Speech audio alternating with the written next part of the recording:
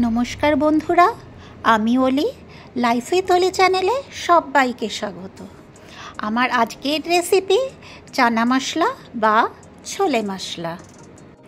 এই চানা মশলার রেসিপি কিন্তু নান, লুচি, পরোটা, রুটি সবের সঙ্গে খেতে অসম্ভব ভালো লাগে।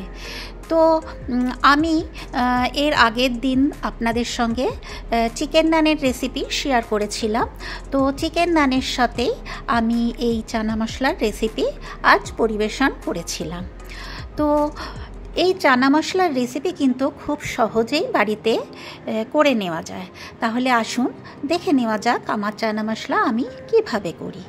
তো এই যে দেখুন, এখানে চানা মশলা আমি আগের দিন রাত্রিবেলাতেই ভিজিয়ে রেখেছিলাম, তারপর কুকারে 3-4টে সিটি দিয়ে সেদ্ধ করে রেখেছি। এখানে কুচিয়ে নেওয়া পেঁয়াজ, 7-8 কোয়া রসুন, আদা, কাঁচা লঙ্কা, একখানা আলু ডুমো করে কেটে রাখা সব আমি রেডি করে রেখেছি।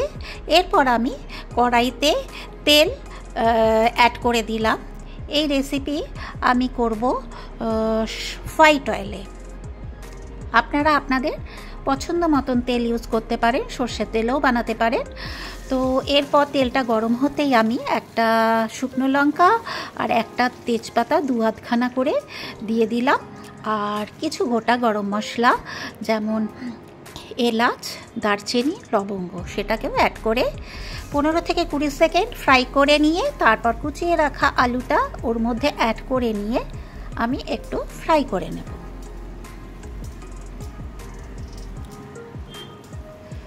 মিনিট 4-5 সময় ধরে আমি আলুটাকে ফ্রাই করব। এতে সামান্য পরিমাণে নুন আর হলুদ অ্যাড করে দিচ্ছি। যেহেতু আমি চানার মধ্যে নুন দিয়ে সেদ্ধ করেছিলাম, সেই কারণে নুনটা বুঝেই আমাকে এখানে অ্যাড করতে হবে।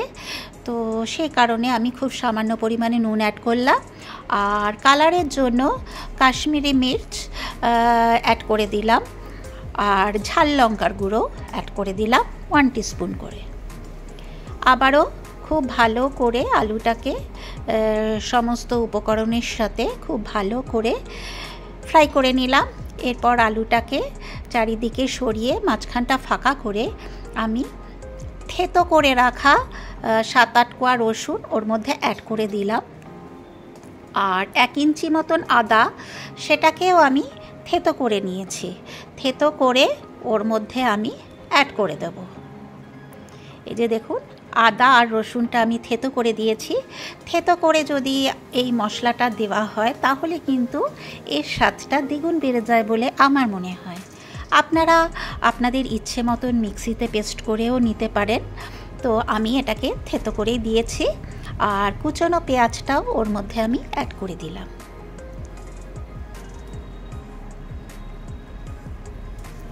এরপরে কাঁচা লঙ্কা ফাটিয়ে অ্যাড করে দিলাম 2খানা। এরপর আবারও আমি আলুটাকে মশলার সাথে খুব ভালো করে কষিয়ে নেব যতক্ষণ পর্যন্ত না আদা রসুনের কাঁচা গন্ধ চলে যাচ্ছে। এরপর আমি সেদ্ধ করে রাখা চানাটাকেও ওর মধ্যে অ্যাড করে দিলাম। এই যে দেখেছেন, চানাটা আমার খুব সুন্দর সেদ্ধ হয়েছে।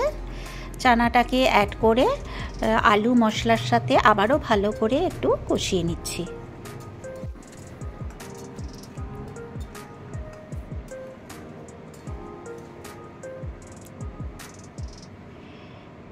এরপরে আমি এর মধ্যে চিকেন কারির মশলাটা অ্যাড করে দিলাম। আপনাদের যদি ভালো লাগে এই মশলাটা অ্যাড করতে পারেন, আর যদি না ভালো লাগে তাহলে এটাকে স্কিপ করতে পারেন।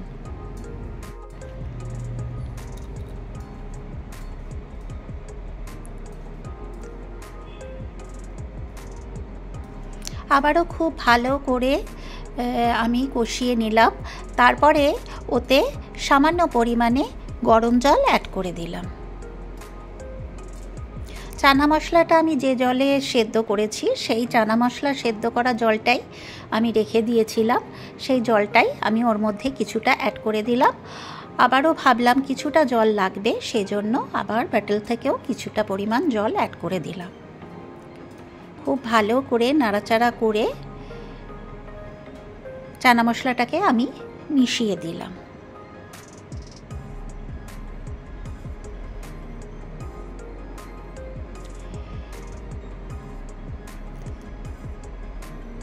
ওয়ান টিস্পুন চিনি আমি অ্যাড করে দিলাম স্বাদটাকে ব্যালেন্স করার জন্য।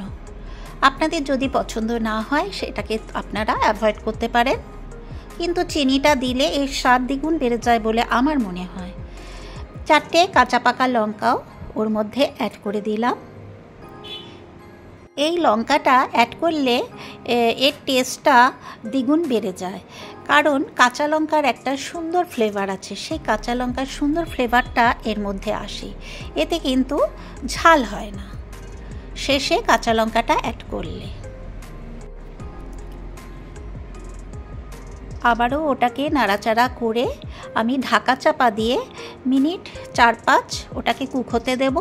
এদিকে ফ্রাইং প্যানে আমি 1 টিস্পুন কাসুরি মেথি অ্যাড করে দিলাম, আর ওর মধ্যে 1/2 টিস্পুন ঘিও অ্যাড করে দিলাম।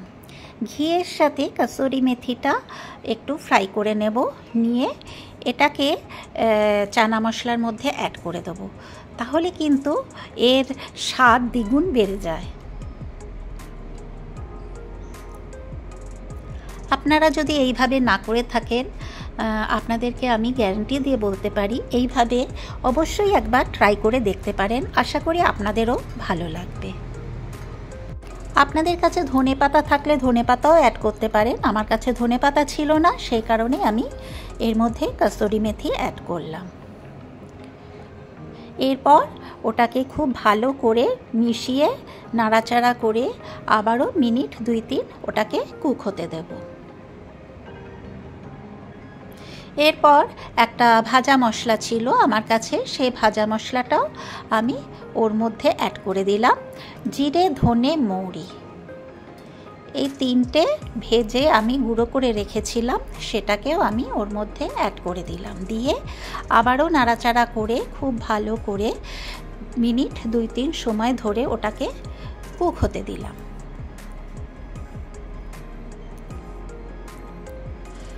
এই যে দেখুন, আমার চানা মশলা কিন্তু অলমোস্ট রেডি হয়ে গেছে। কেমন হয়েছে অতি অবশ্যই একটা কমেন্ট করতে ভুলবেন না, আর যদি ভালো লাগে প্লিজ একটা লাইক শেয়ার কমেন্ট করে দেবেন। আর আমার চ্যানেলে যারা এখনও পর্যন্ত নতুন, এখনও পর্যন্ত আমার চ্যানেল সাবস্ক্রাইব করেননি, তাদেরকে আমার চ্যানেল সাবস্ক্রাইব করার জন্য অনুরোধ রইল। আর পাশে যে বেল বাটন আছে সেটাতে প্রেস করে দেবেন, তাহলেই আমি নিত্য নতুন যা যা ভিডিও আপলোড করব সেগুলো নোটিফিকেশান আপনাদের কাছে পৌঁছে যাবে। চানাগুলোকে আমি একটু প্রেস করে একটু মিশিয়ে দিলাম।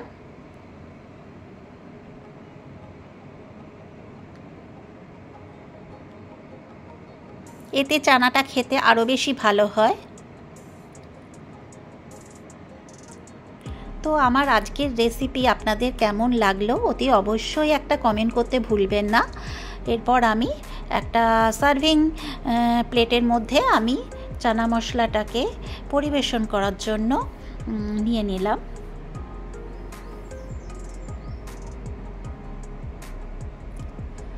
এই যে দেখুন, আমার চানা মশলা কিন্তু অলমোস্ট রেডি হয়ে গেছে। তো কেমন হয়েছে অতি অবশ্যই কিন্তু একটা কমেন্ট করতে ভুলবেন না।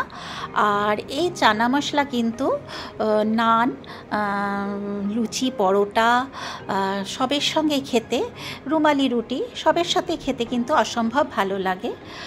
আর আজ এই পর্যন্ত, এরপর আমি আসব অন্য কোনো দিন অন্য কোনো নতুন ভিডিও নিয়ে। এটাই হচ্ছে আমার চানা মশলা বা ছোলে মশলার ফাইনাল লুক। তাহলে আজ এই পর্যন্ত, এরপর আমি হাজির হব অন্য কোনো দিন অন্য কোনো নতুন ভিডিও নিয়ে। এই যে দেখুন, আমি চিকেন নানের সঙ্গে ছোলে মশলা বা চানা মশলা সার্ভ করেছি। তো আজ এই পর্যন্ত। আপনারা সবাই সুস্থ ও ভালো থাকবেন। ধন্যবাদ।